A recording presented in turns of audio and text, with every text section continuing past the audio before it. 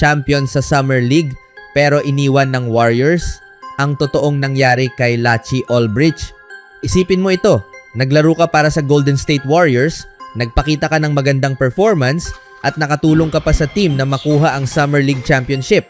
Dahil dito, maraming fans ang nagsimulang umasa na baka magkaroon ka ng pagkakataong makuha ang isang NBA roster spot.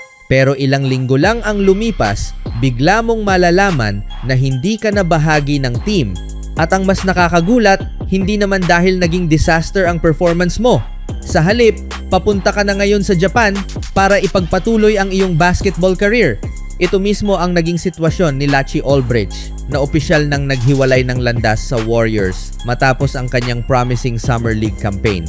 Ayon sa report ni ESPN's Olgun Ulok, pumirma si Olbrich ng isang taong kontrata sa Japan kaya natigil na rin ang posibilidad na makipaglaban siya para sa isang two-way contract sa Golden State o makapaglaro para sa Santa Cruz Warriors sa G League.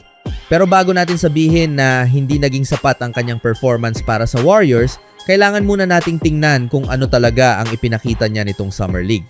Sa California Classic pa lang, kapansin-pansin na agad ang potential ng 22-year-old big man. Sa tatlong laro, nag-average siya ng 13.3 points, 5 rebounds at 3 assists sa wala pang 19 na minuto kada laro. Hindi rin ordinaryong big man ang ipinakita ni Olbrich. Sa kanyang height na 6'8", kaya niyang humawak ng bola, gumawa ng plays at mag-finish ng maayos malapit sa basket. Iyon ang klase ng versatility na maaring maging valuable sa modern NBA, lalo na para sa isang young player na patuloy pang nade-develop ang kanyang laro. Kaya naman pagkatapos ng kanyang magandang simula, may ilang observers na nagsimulang mag-isip na baka magkaroon siya ng pagkakataong maimbitahan sa Warriors training camp. May available pa kasing third two-way spot ang Golden State at maaaring lumaban si Olbrich para doon. Pero nang dumating ang Las Vegas Summer League, bumaba ang kanyang production. Sa 5 laro, nag-average siya ng 6.4 points, 2 rebounds at 1.2 assists. Sa unang tingin, maaaring isipin ng ilan na doon nagsimulang mawala ang kanyang momentum, pero may isang importanteng detalye na dapat isaalang-alang. Nagkaroon si Olbrich ng minor injury concern na naging dahilan para ma-miss niya ang isang laro at kalahati. At pagkatapos niyang makabalik, malinaw na hindi naging pareho ang kanyang impact kumpara sa kanyang magandang simula sa California Classic. Kaya hindi rin ganap na patas na tingnan lamang ang kanyang final Las Vegas numbers at sabihing hindi siya naging impressive. Sa katunayan, sapat pa rin ang ipinakita niya para magkaroon ng posibilidad na maimbitahan sa training camp ng Warriors at lumaban para sa kanilang third two-way contract. Sa ngayon, sina LJ Cryer at Malevy Leons ang may hawak sa dalawang available two-way spots habang wala pa ring third player na napipirmahan ng Golden State. At dito sana naging interesting ang situation ni Olbrich.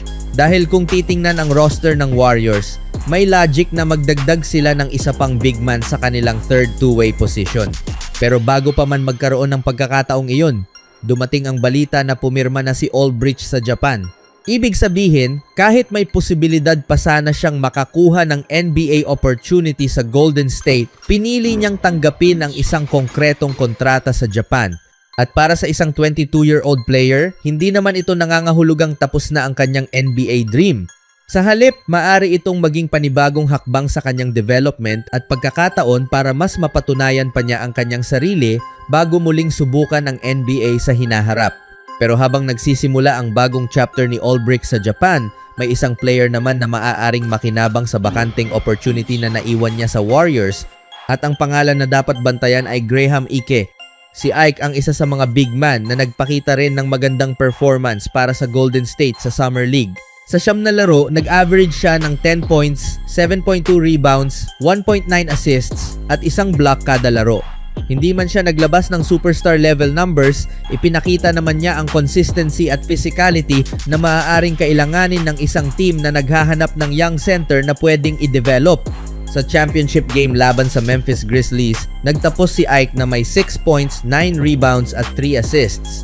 Maaring hindi iyon ang pinaka-impressive na stat line, pero kapag tiningnan ang buong Summer League campaign niya, makikita na mayroon siyang mga katangian na maaring maging interesting para sa Warriors.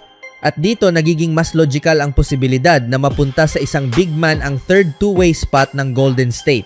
Sina Cryer at Leons ay nagbibigay na ng depth sa guard at forward positions kaya maaaring gamitin ng Warriors ang huling available slot para sa isang center o power forward na maaari nilang i-develop para sa future. Mas nagiging relevant pa ito dahil may concerns din sa health at availability ng ilang veteran big men ng team, kabilang sina Kristaps Porzingis at Al Horford. Hindi ibig sabihin nito na automatic na si Graham Ike ang pipiliin ng Warriors, pero malinaw na mayroon siyang pagkakataon na hindi dapat balewalain. At kung tutuusin, interesting din ang naging journey ni Aldridge bago siya makarating sa sitwasyong ito. Noong nakaraang taon, siya ang naging 55th overall pick ng Los Angeles Lakers, pero agad na napunta ang kanyang draft rights sa Chicago Bulls. Doon siya pumirma ng two-way contract noong July. Hindi naging malaki ang kanyang role noong rookie season. Nag-average lamang siya ng 2.4 points, 3 rebounds, at 1.1 assists. Pero may isang laro na nagpakita kung gaano kalaki ang kanyang potensyal. Sa final game ng regular season laban sa Dallas Mavericks, nagtala siya ng 10 points, 15 rebounds, at 10 assists para sa isang impressive triple-double. Kaya kung pagsasama-samahin natin ang lahat, hindi talaga simpleng kwento ang pag-alis ni Aldridge sa Warriors. Hindi siya basta player na hindi nagpakita ng potensyal. Nagkaroon siya ng magandang moment sa Summer League, nakakuha ng atensyon at nagpakita ng versatility na maaaring maging valuable sa NBA. Pero sa professional basketball, minsan hindi sapat na maganda ang performance mo.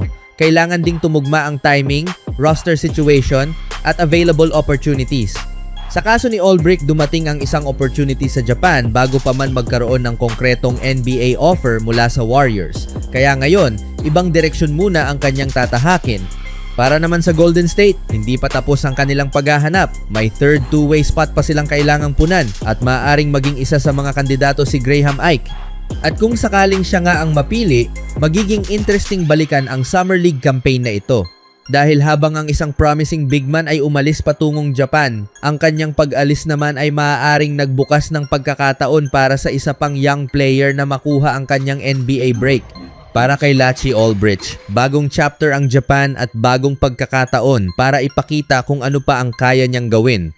Para naman sa Warriors, may isang bakanteng spot na kailangan nilang punan bago magsimula ang bagong season. At ngayon, ang tanong para sa Warriors fans ay ito. Kung ikaw ang magdedesisyon, ibibigay mo ba kay Graham Ike ang third two-way contract? O sa tingin mo ay mayroon pang ibang player na mas karapat-dapat sa pagkakataong iyon? Dahil sa NBA, minsan isang maliit na roster decision lang ang kailangan para mabago ang career ng isang young player. At maaaring ang bakanteng spot na naiwan ni Aldridge ang maging simula ng susunod na big opportunity para sa isang bagong Warriors prospect. Ano sa tingin nyo mga kaibigan?